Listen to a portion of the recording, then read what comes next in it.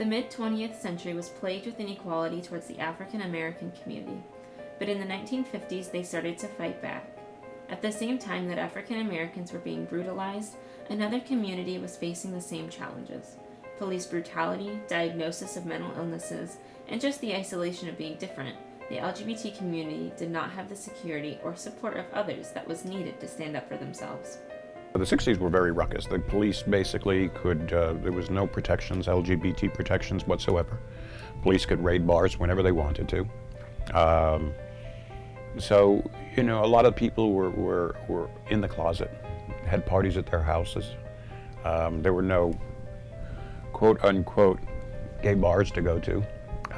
There were actually red lights in the clubs during the 60s, like a red spotlight. And there would be somebody standing at the door, and if they saw a police car coming down the street and the people were dancing, they would switch that red light on and people would scatter and they'd just go, you know, guys would then stand with girls and the whole bit. So it was not a very friendly atmosphere in the 60s until 1969. During the summer of 1969, the first man walked on the moon, the last Star Trek episode aired, and the Manson murders occurred. During that same summer, and unknown to most of the world, the gay community of New York City fought back for the first time. Throughout the 20th century, discrimination against the LGBT community was common. People were scared of homosexuality because it was viewed as going against the Christian Bible and was considered unnatural. Arrests were made for cross-dressing, disorderly conduct for the simple act of being gay, and private sexual behavior. There were always anti-sodomy laws, but they were rarely enforced until the late 1800s.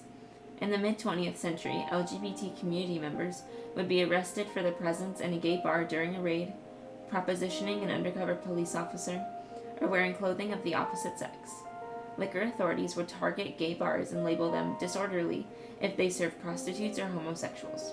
In many states, people could be incarcerated as a sexual psychopath the minute it was known you were homosexual. You had no legitimate right to really even exist as gay people. During the summer of 1969, the police had been raiding various bars and clubs throughout New York City, seemingly targeting pro-gay and lesbian businesses. Judy Garland passed away, and on that day, it was June 29th, 28th, and the people were in there in the Stonewall bar in New York, and they were just mourning the loss of her. She had passed away that day, and the police decided to raid the bar. And at that point, they decided they weren't going to take it anymore. During that last week of June, Deputy Inspector Seymour Pine led a raid on the Stonewall Inn, looking for enough evidence to get a warrant in order to shut down the club. He was instrumental in shutting down many gay bars throughout New York City. The official reason for closing those clubs was due to the fact that they had no liquor license and they were selling alcohol. The true reason, however, was that those bars were supposedly mafia-run gay bars. This warrant was to allow Pine to remove key elements of the bar like jukeboxes and the actual serving bars in order to shut it down. He planned on breaking them into pieces to remove them from the bar. His goal was to ruin the actual bar scene so that if the owners were able to get a proper liquor license, they wouldn't have the correct equipment to use. On Friday, June 27, 1969, the people of the Stonewall Inn were not worried about the possibility of being raided, but in the early morning hours of the 28th, police officers came to shut the bar down. When the police arrived, they checked everyone's IDs to make sure each was valid. If it was a valid ID, they would let the patrons go. Instead of leaving and going home, which was the previous common practice, they stayed on the streets, waiting for their friends, and when some of them didn't come out, the crowd started to get angry and antsy.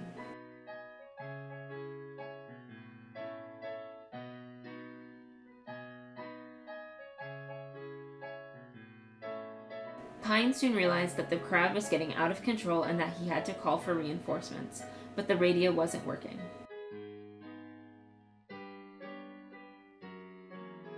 The crowd then sees a couple of their friends getting arrested. Meanwhile, a woman that was being forcibly shoved into the police car finally yelled, "Why don't you guys do something?" This caused the crowd to erupt. And a very good friend of mine was a drag queen in the 60s, Marsha P. Johnson.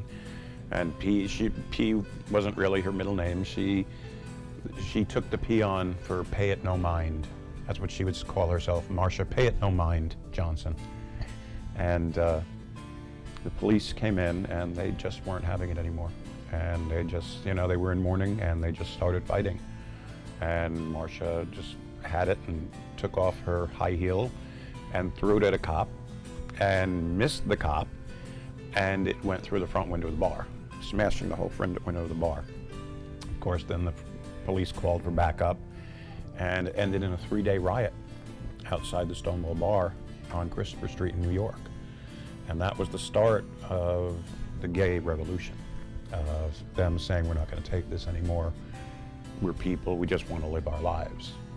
Pine was a World War II vet and knew sometimes retreat was the best option, so he and his fellow officers barricaded themselves into the bar as the crowd started to get rowdier.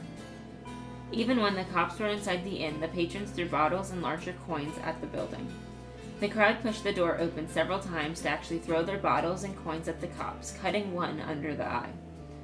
Pine opened up the door and grabbed a man, Dan Van Ronk, from the crowd and pulled him into the inn, severely beating him and then forcing him into handcuffs, arresting him for assault.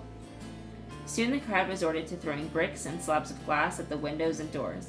They began to try and light the inn on fire to burn the cops out.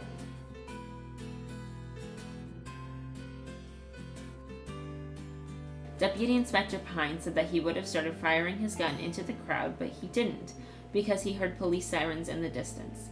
He knew help was coming. Chants were heard into the early morning hours of Monday. I'm a faggot and I'm proud of it, gay power, and I like boys.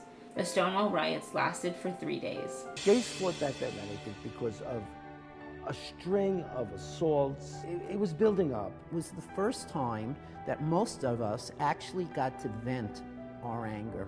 13 people were arrested from Von Ronk's assault charge to the owner's distribution of alcohol without a license that morning. The LGBT pride parades were created as a memorial to the Stonewall Riots and are typically held on or near the anniversary. Up a huge treasury was used to start the first gay community center. A year after the riots, the group marked the occasion with a march. We decided that the march should start around Stonewall on Christopher Street and march up to Central Park. Word of the parade spread like wildfire, and every year after 1970, the parades grew in number. Because I got asked to be on a float. My first time in a parade, and here I am on a float, and it happened to be RuPaul's float. And I got to be on the float, and one of the dancers, of course I was a lot younger, a lot thinner, and I was dancing on RuPaul's float in Manhattan. So it was, to me, it was just, I had gone to heaven. In 1978, Harvey Milk, an openly gay politician, called his friend, Gilbert Baker, and told him that the gay rights movement needed a symbol. Baker then created the horizontal rainbow banner known to us today. Gay rights activists have marched under this banner for everything from supporting AIDS victims to marriage equality. The colors of the rainbow, red, orange, yellow, green, blue, and purple, represent the diversity of the world. Gay or straight, immigrant or native, and people of any race all coming together to create a more perfect union. So this week, I'm designating the Stonewall National Monument as the newest addition to America's national park system. Stonewall will be our first national monument to tell the story of the struggle for LGBT rights. We, the people, declare today that the most evident of truths, that all of us are created equal, is the star that guides us still.